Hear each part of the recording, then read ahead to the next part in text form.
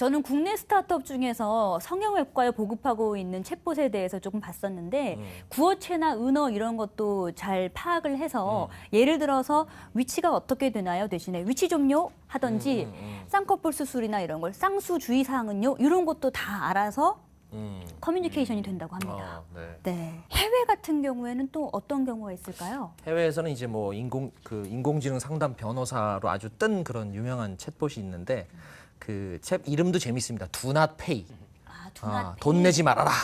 네, 이런 이름인데 그렇죠? 무료 인공지능 변호사를 이제 표방한 챗봇인데 우리가 주차 위반 딱지를 받았을 때 한국에서도 그렇지만 이게 우리 대충 이제 뭐 맞겠거니 하고 그냥 내잖아요. 근데 미국은 워낙 땅도 넓고 그다음에 기계에 뭐 약간 오작동 가능성도 있고 그러다 보니까 그걸 받으면 사람들이 이제 그 불만이 예전부터 좀 있었나 봐요. 아 이게 나 여기 아닌데 이 시간대가 아닌데 이게 그랬는데 이 챗봇은 그 주차 위반 딱지를 받았을 때 이거를 채팅에 이제 창에 입력하고 상담을 하면 딱 상황을 파악하고 자기네가 가진 데이터를 분석해서 아, 당신은 주차 위반 딱지를 취소할 수 있습니다. 그래서 조언을 해주는 거예요.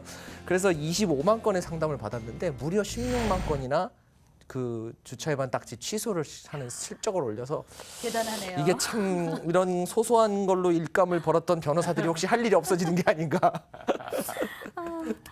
저는 네덜란드 국적항공사가 페이스북 메신저를 통해서 챗봇 기능을 도입한 걸 봤었는데 그 챗봇 기능을 사용하면은 탑승권 정보부터 시작해서 여행지의 날씨를 파악을 해서 내일 날씨 그 해당하는 여행지에 비가 오니까 우산을 챙기세요. 이런 조언까지 해준다고 합니다. 참. 그 페이스북도 하고 있죠. 뭐 꽃배달부터 시작해서 네. 그 판초라는 날씨 서비스 네, 이런 것들을 이미 하면서 근데 뭐 날씨 어때? 그러면 이렇게 날씨 가르쳐주고 이런 건 되게 기본적인 거잖아요. 사실 많이 하고 있는 건데 네. 페이스북 워낙 많이 사용하고 있기 때문에 그런 것들이 조금 더 많이 상용화가 되는 것 같아요. PC라는 어떤 그 기반에서는 사람들이 계속 그것만 들여다본다는 가정을 우리가 하지 않잖아요. 우리가 뭐 이를테면 뭐 화장실 갈 때는 PC 안 보고요. 그렇죠? 손님 만날 때 PC 안 보고요. 우리가 어떤 정해진 시간에만 사실 보는데 이 모바일 환경에서는 그냥 수시로 들고 다니고 어떻게 보면 사람들을 최대한 자기네 서비스에 락인시키는 그 안에서 오랫동안 머무르게 하는 게 최고인데 뭐 그게 페이스북이든 카카오톡이든 아니면 뭐 은행 앱이든 목적은 다 동일하니까 어떤 이유에서든 그냥 제가 사장이라도 무조건 챗봇을 만들어서 안 되면 심심이 같은 거라도 붙여서 그냥 시덥잖은 대화라도 계속 나누게 해라. 그렇죠. 끊임없이 얘기할 수 끊임없이 끊임없이 얘기하게. 대화하고. 네, 내가 심심하면 말 걸어주고 그렇죠. 그렇지. 내가 친구해줄게. 네. 무슨 고민이 있어. 얘가 예를 들어서 메신저가 한 1시간 동안 아무것도 올리지 않았다. 네. 한 번씩 말 걸어주고 그렇죠. 예. 너는 외로운 사람이 네. 아니야. 그 다 분석하는 거야. 네. 얘 그쵸. 보니까 1시간 동안 카톡이 한 번도 안 올렸어. 네. 아 얘는 심심한 사람이야. 그럼 대화를 대신해 주는 거야. 그렇죠. 카톡 도움입니다. 뭐 생각하다 보니까 괜찮은 사업 같아요. 그러니까요. 그럼 앞으로 이 챗봇이 가져올 미래는 어떠한 사회가 될까요? 아, 참 우리가 이제 일단은 뭐 우려스러운 점도 좀 있죠. 그러니까 원래 그 애플의 시리가 나오고 나서 그 사람들이 그냥 회의록 받아 적는 비서들이 대거 해고됐다는 일자리를 잃었다는 뭐 보도도 실제로 나왔었고 사람이 원래 사실 다 하던 일이잖아요. 상담이나 응대나 이런 거를. 근데 예전에 우리가 기계가 할 때는 기계가 내는 어떤 음성 그게 좀 부자연스러워서 거부감이 좀 일었는데 사실 메신저는 조금 다르거든요.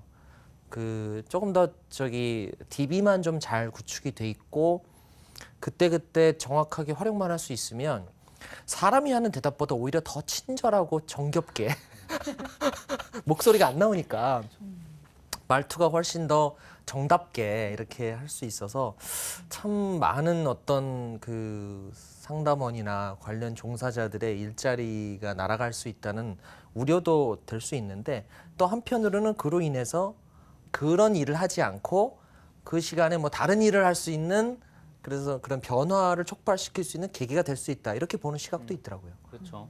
그 원래 이게 산업혁명이 일어날 때마다 수많은 일자리가 없어지고 생기고 이걸 반복하잖아요. 과거에 그 뭐 산업혁명과는 좀 별개지만 그 예전에 버스 안내양이라고 하죠. 네. 물론 저는 사실 그 세대는 아니라서 잘 모르지만 버스 안내양이 굉장히 많았다가 갑자기 없어졌. 그 세대가 아니시군요. 아, 예, 저는 그 버스 시대 안내양 세대는 아니어서. 아 여기까지.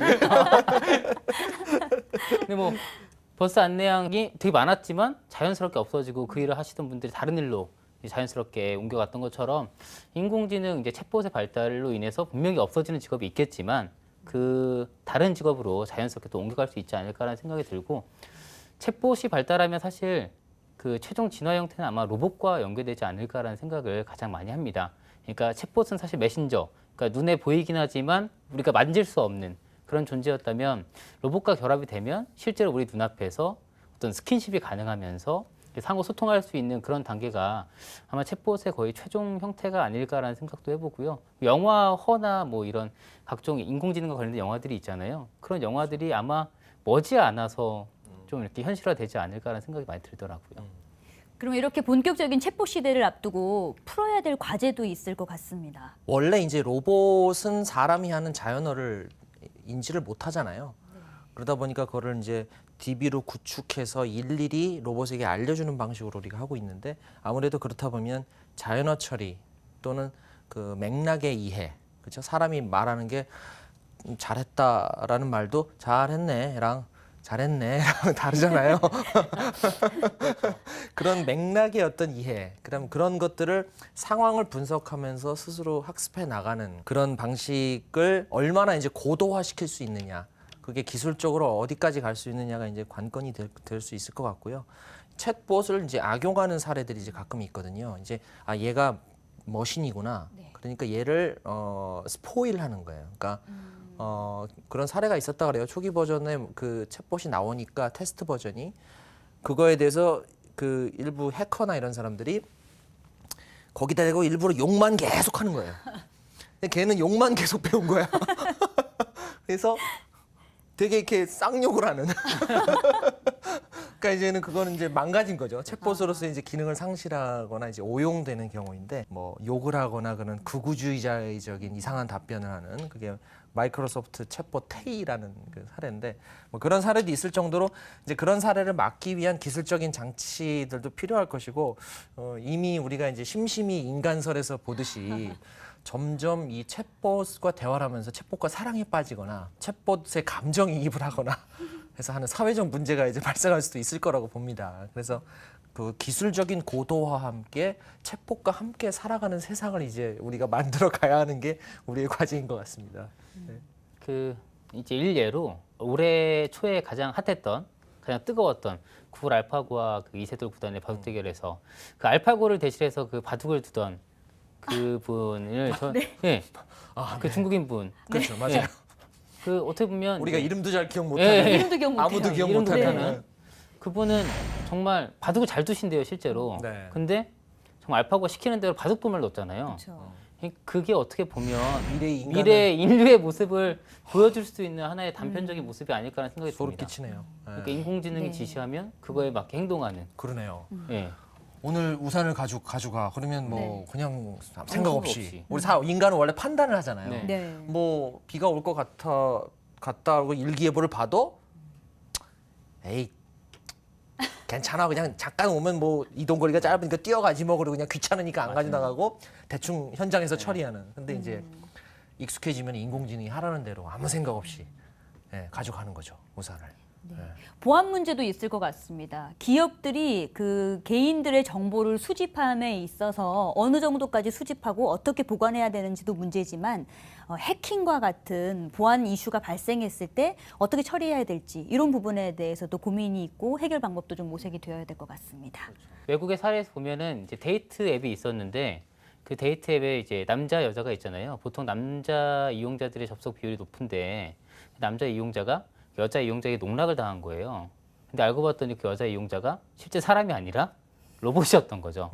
그렇죠. 그러니까 한마디로 범죄 조직이 여성인 척하면서 채팅봇을 이용해서 남자 이용자들을 어떻게 보면 범죄에 악용한 그런 사례들이 있을 정도로 사실 이 채팅봇이 범죄에 활용될 수 있는 정말 방법이 너무 많아요. 근데 그거는 뭐 채팅봇의 문제, 챗봇의 문제라기보다는 뭐 그냥 사용하는 사람들이 메신저에서 뭔가 뭔가 네. 상냥하게 여성이 말을 이쁜 살짝 사진 의심을 해야겠네요. 그렇죠. 프로필 사진 걸어놓고 네. 말을 걸면은 오 하면서 시키는 대로. 네, 그래서 저는 그런 지금 문제. 보이스피싱이 되게 그 화두잖아요. 나중에는 메신저 피싱, 뭐 그런 것들이 훨씬 채폰 더- 피싱. 채폰 피싱. 네. 세포 피싱, 이런 그렇죠. 것들이 훨씬 더 많이 늘어나지 이미 않을까. 뭐 일어나고 예. 있는 거죠. 뭐 그쵸. 은행 계좌번호랑 비밀번호랑 뭐 다 탈탈탈 털리고. 예. 그 채팅이 엄마한테 온 거죠. 엄마 아이디로 왔어. 그래서 이제 엄마가 뭐 아들 뭐 나 뭐 계좌 이체를 하려고 하는데 계좌번호랑 이런 거 좀 알려줘. 라고 해서 보내줬더니 알고 봤더니 엄마가 아니었어.